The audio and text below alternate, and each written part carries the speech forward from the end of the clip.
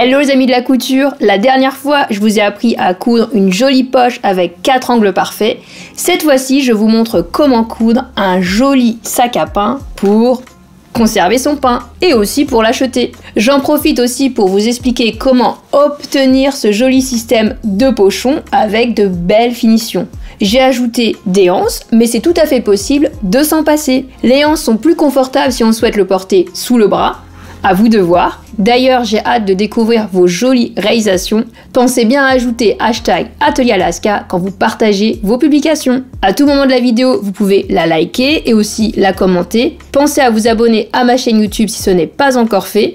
N'oubliez pas d'activer la petite cloche en bas, c'est important pour recevoir les prochaines publications. Si vous avez le temps, vous pouvez regarder les publicités en entier sur YouTube ou vous avez aussi la possibilité maintenant de les regarder sur Tipeee. C'est une plateforme qui aide les créateurs. Toutes vos belles attentions me permettent de vous proposer des tutos et des patrons gratuits. Sans vous, je ne serais pas là aujourd'hui. Si vous avez envie de coudre ce joli sac à pain, alors c'est parti!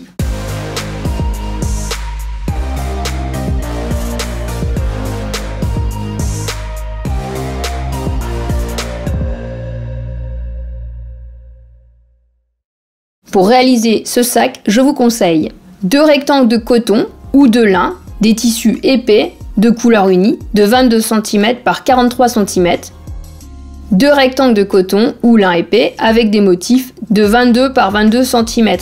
C'est possible uniquement avec 2 rectangles de 22 par 62 cm. Une baguette en boulangerie est longue d'environ 50 cm. Pour porter ce sac sous le bras, je vous conseille 2 anses longues de 60 par 5 cm. Sinon, 30 cm de longueur vous suffit. Et 2 lanières fines en ruban ou cordon. Comme j'ai envie d'avoir un sac à pain composé de 2 tissus, je commence par cette étape. Je vais poser mes tissus endroit contre endroit pour pouvoir assembler mes 2 tissus ensemble. Mes tissus sont endroit contre endroit. Je vais commencer par un point d'arrêt. Sur la machine, je prends le temps de coudre bien droit. Je vais coudre à 1 cm et je finirai par un point d'arrêt. Pour éviter que les bords de mon tissu s'effilochent, je vais les surjeter. J'utilise le point zigzag de ma machine plate.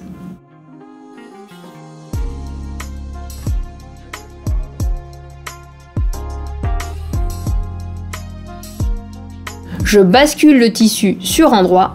Je couche ma valeur couture sur la gauche. Je surpique à 5 mm du bord. Je tire mes tissus, sinon vous pouvez repasser pour plaquer vos tissus.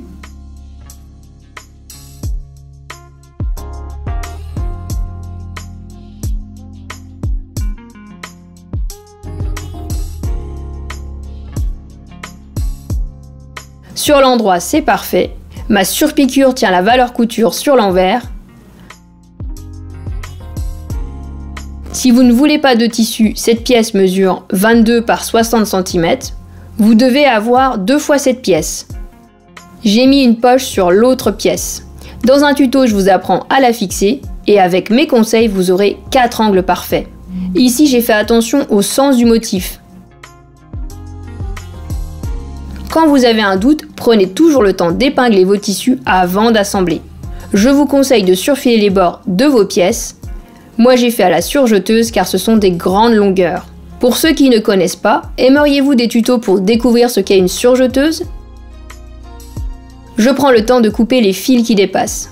Je les dépose dans ma petite corbeille plastifiée, très facile à réaliser. Cette pièce est prête. Pour avoir des jolies anses qui ont un joli maintien et qui sont résistantes, je vous conseille du tissu épais et rigide. Si vous utilisez un tissu qui est souple, vous pouvez utiliser du thermocollant. Je vais vous montrer comment obtenir des jolies anses qui sont très fines et quand on ne peut pas utiliser des épingles à nourrice, il y a des astuces. Au fait, comme je vous le disais, quand vous voulez porter ce sac sous le bras, vous devez au moins avoir des anses longues de 60 cm.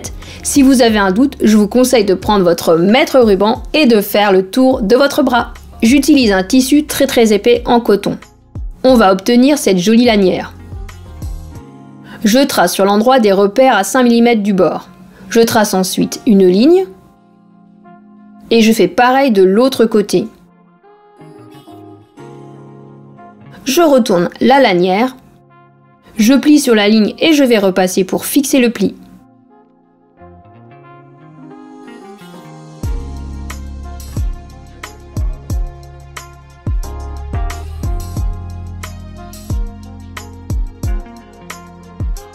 Je fais pareil de l'autre côté.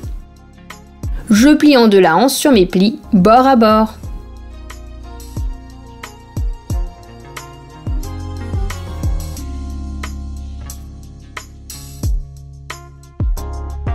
Je vais surpiquer à 1 mm du bord pour obtenir mes anses. Je démarre par un point d'arrêt. J'utilise le repère de mon pied presseur pour surpiquer droit. Ce repère va suivre le bord du tissu.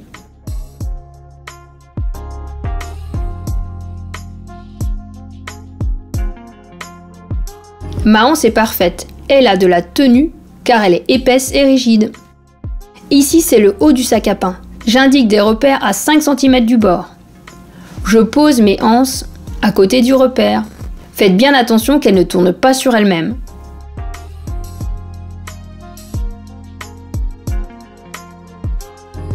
Je fixe à 5 mm du bord. Je repasse en arrière. Comme je passe 2 fois sur ma couture, je n'ai pas besoin de faire des points d'arrêt.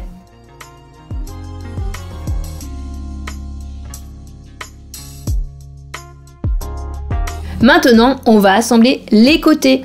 Vous avez vu comme c'est rapide pour coudre un joli petit sac? Ça vous dit des do it yourself? Alors n'hésitez pas à me le dire si vous en voulez plus. J'adore vous lire, vos commentaires sont ultra importants et même vos merci. J'indique un repère à 6 cm du bord. On va laisser une ouverture pour l'ourlet. On va poser nos tissus endroit contre endroit. On va coudre tout le contour du sac. On assemble à 1 cm du bord. J'épingle à ce niveau pour mettre bien en face mes lignes de couture. Je commence par un point d'arrêt. C'est important d'avoir un point droit de 4 points par centimètre.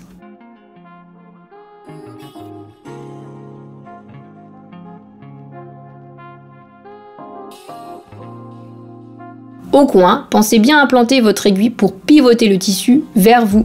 C'est un des gestes fondamentaux, je vous en explique plein dans un super tutoriel. Tout comme celui où je vous explique l'importance de savoir régler son point droit. Et je finis par un point d'arrêt.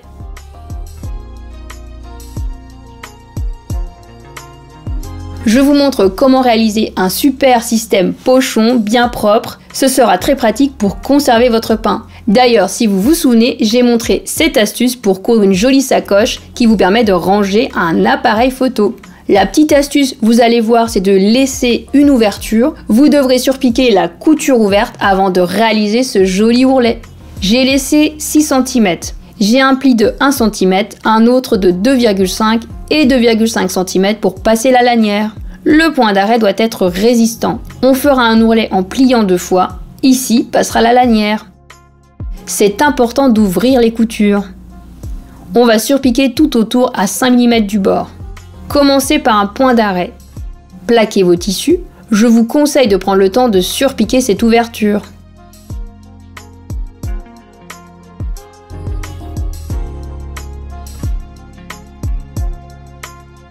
Ici, c'est le haut du sac. J'indique mon premier pli à 1 cm du bord et le suivant à 2,5 cm.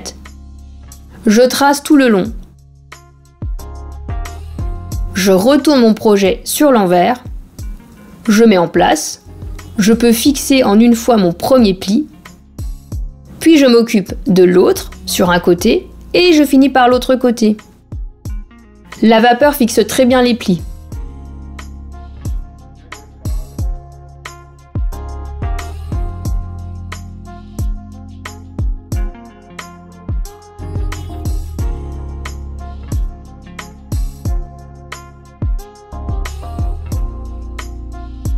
Je vous conseille d'épingler l'ouverture. On obtiendra ce résultat à l'endroit. Je vais surpiquer à 1 mm du bord tout autour pour faire tenir mon ourlet. Je retire mon coffret accessoire pour accéder à la position bras libre. Ça me permet de surpiquer facilement tout autour. Je commence ma couture avant une anse. Je maintiens l'ouverture bord à bord avec mes mains. Prenez votre temps. Je finis par une reprise de couture. C'est très simple et très rapide.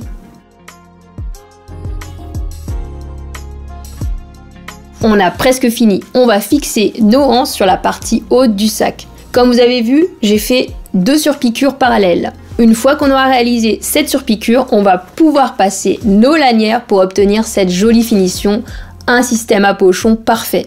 Je rabats les anses sur l'ourlet. Je vais surpiquer tout autour à 1 mm du bord.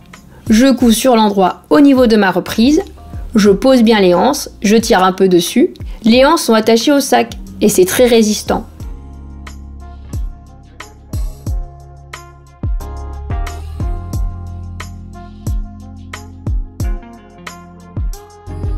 Je prends une épingle à nourrice et un ruban. Je le passe dans l'ouverture. Je fais le tour du sac.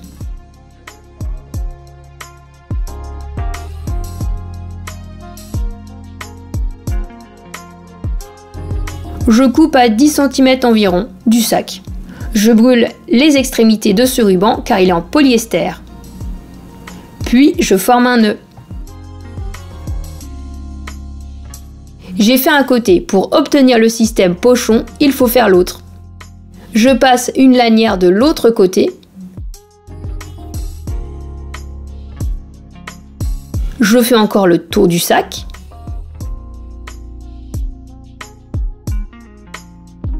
Je coupe mes lanières et je fais un nœud.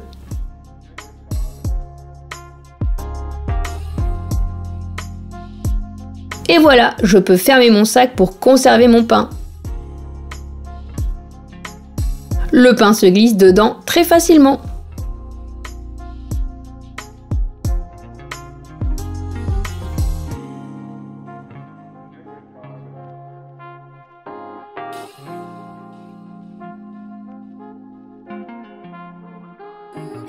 On est déjà dans la minute couture bonus. Si vous souhaitez 2 jolis angles parfaits en bas de votre sac, prenez le temps de dégarnir ces 2 côtés, coupez en diagonale votre tissu sans couper la valeur couture. Quand vous retournez votre sac, prenez une petite baguette fine en bois pour faire ressortir vos angles.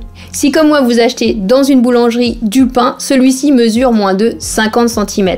Dans ce cas, vous pouvez utiliser un sac à pain d'une longueur finale de 53 cm. Ce qui est bien en couture, c'est qu'on peut adapter selon nos envies. Si vous voulez plus large, c'est possible. Je trouve que c'est sympa de mettre une petite poche sur ce sac à pain. Si vous l'utilisez, vous pouvez mettre en fait votre porte-monnaie ou bien pourquoi pas votre masque en tissu. Les anses longues vous permettront de l'utiliser au quotidien. Avec ma méthode, vous pourrez réaliser et adapter plein d'autres sacs. J'ai travaillé les finitions pour vraiment que ce soit joli. J'espère que vous en serez autant ravis que moi. J'ai hâte de vous lire. Si la vidéo vous a plu, c'est le moment de la liker. Vous pouvez aussi, bien évidemment, la commenter. N'hésitez pas aussi à vous abonner à ma chaîne YouTube. Vous savez que j'ai pris le temps de paramétrer les chapitres de ce tuto. Il vous suffit de cliquer sur la vidéo. Si vous avez envie de soutenir ma passion, vous pouvez regarder les publicités en entier sur YouTube. Et comme je vous l'ai dit, maintenant vous avez Tipeee. C'est une plateforme qui aide les créateurs. Vous avez aussi la possibilité de faire un don PayPal de n'importe quel montant. Tous les liens sont indiqués dans la description sous la vidéo. Je vous remercie d'être là avec moi, toujours plus nombreux. Et si vous avez envie de suivre mon actualité, vous avez la possibilité de regarder l'onglet communauté de ma chaîne YouTube. Vous pouvez sinon me suivre sur Facebook ou sur Instagram. Il vous suffit de saisir Atelier Alaska dans la barre de recherche. J'ai également créé un groupe de couture pour les passionnés et les débutants. Vous pouvez partager vos publications, papoter, poser vos questions. Donc n'hésitez pas à nous rejoindre. C'est un groupe très convivial et nous avons une super équipe de modératrices. Vous savez aussi que j'ai un blog, vous pouvez vous abonner, vous pourrez ainsi découvrir tous les articles que je publie et vous pouvez télécharger les patrons gratuits. Tous les liens sont dans la description sous la vidéo, donc n'hésitez pas à l'afficher, à dérouler. Je vous remercie d'avoir regardé l'intégralité de la vidéo et je vous dis à bientôt.